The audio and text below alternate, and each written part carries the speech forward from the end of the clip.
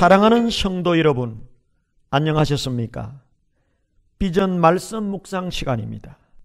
오늘은 하나님이 기뻐하시는 신약의 5가지 제사 가운데 첫 번째로 감사의 제사와 찬미의 제사에 대하여 묵상하겠습니다. 오늘 말씀은 베드로전서 2장 9절의 말씀입니다.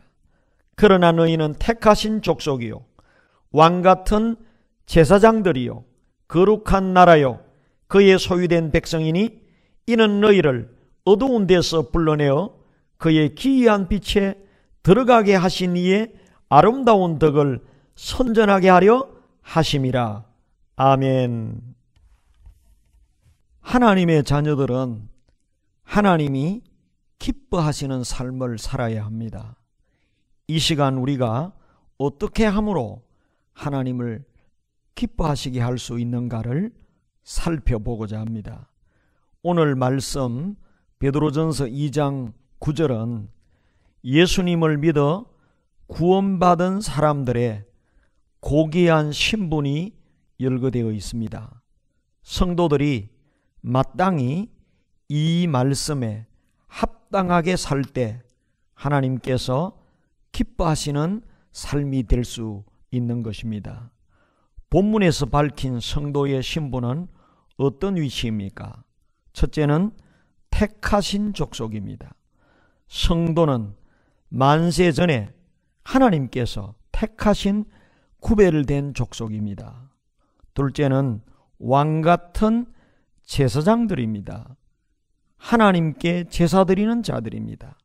셋째는 거룩한 나라요 하나님의 소유된 백성이라고 했습니다. 즉 하나님의 통치 안에 있는 자들입니다. 이 시간에는 우리가 왕같은 제사장이라는 사실을 깊이 인식하면서 제사장 된 우리가 어떻게 하나님을 기쁘시게 할 수 있는가를 상고하겠습니다. 성도는 제사장이므로 제사장답게 살아서 하나님을 기쁘시게 해야 합니다. 제사장은 하나님 앞에서 제사를 드리는 사람을 말합니다. 그렇다면 제사장인 우리들은 하나님 앞에 제사를 드려야 하는데 우리가 드릴 제물은 무엇이며 제단은 어떤 곳일까요? 로마서 12장 1절에 하나님이 기뻐하시는 산제사로 드리라고 했습니다. 구약시대는 죽은 동물로 제사했습니다. 신약시대는 살아있는 제사, 우리 몸으로 제사합니다. 우리가 지금도 구약시대처럼 동물을 잡아서 드리는 그런 제사를 드리겠습니까? 아닙니다. 오늘날 하나님은 동물 제사를 요구하지 않으십니다. 예수 그리스도를 믿음으로 구원받은 우리들은 동물 제사가 아닌 하나님을 기쁘시게 하는 값진 제사를 드려야 합니다. 이 시간 왕같은 제사장으로서 우리가 동물 제사가 아닌 하나님이 기뻐하시는 참된 제사, 산제사 몇 가지를 생각해 보겠습니다. 하나님께서 기뻐하시는 신약의 제사에는 어떤 것이 있습니까? 첫째는 하나님께서 기뻐하시는 제사는 감사의 제사입니다. 시편 50편 23절에 감사로 제사를 드리는 자가 나를 영화롭게 하나니, 그 행위를 옳게 하는 자에게 내가 하나님의 구원을 보이리라고 하셨습니다. 그러므로 우리들이 지난날 하나님께서 우리에게 주신 복을 세어보고 하나님께 진정 감사를 드리면 하나님께서 우리들의 감사의 제사를 받으시고 친히 성령으로 강림하십니다. 이 감사의 제사는 돈 안 들이고도 얼마든지 할 수 있는 제사이며 마음만 있으면 누구나 할 수 있는 제사입니다. 주님 앞에 감사함으로 들어오며 나가는 감사의 사람이 되어야 하겠습니다.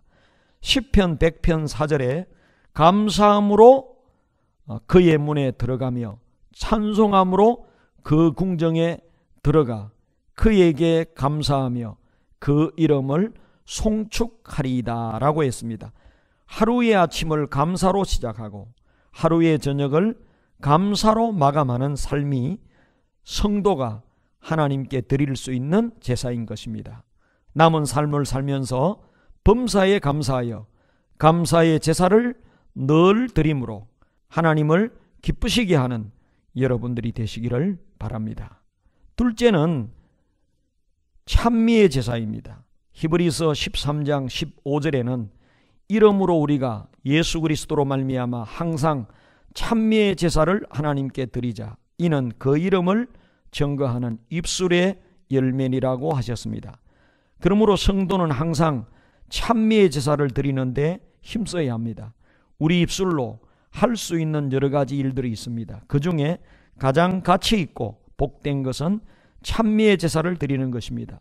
제발 하나님이 우리에게 감사하고 찬송하도록 주신 입 가지고 하나님이 원치 않는 일에 사용해서는 안 되겠습니다. 한숨, 원망, 불평, 비방하는 일을 하지 맙시다. 어떤 상황에 있든지 우리 입술을 아름답게 사용해야 합니다. 하나님께서는 우리의 입을 가지고 찬양할 때 가장 기뻐하십니다. 바울과 실라는 전도하다가 매를 맞고 감옥에 억울하게 갇혔을 때 그 입술로 한숨, 원망, 불평하지 않고 감사와 찬미의 제사를 드렸습니다. 그때 놀라운 일이 발생했습니다. 옥문이 열리고 쇠사슬이 풀어졌습니다. 그 결과 천도의 열매를 맺게 되었습니다. 어려울 때 입술로 주님을 찬양해 보십시오. 우리 환경 가운데 놀라운 일들이 일어날 것입니다. 우리의 입술로 찬미의 제사를 많이 드리는 성도들이 되시기 바랍니다.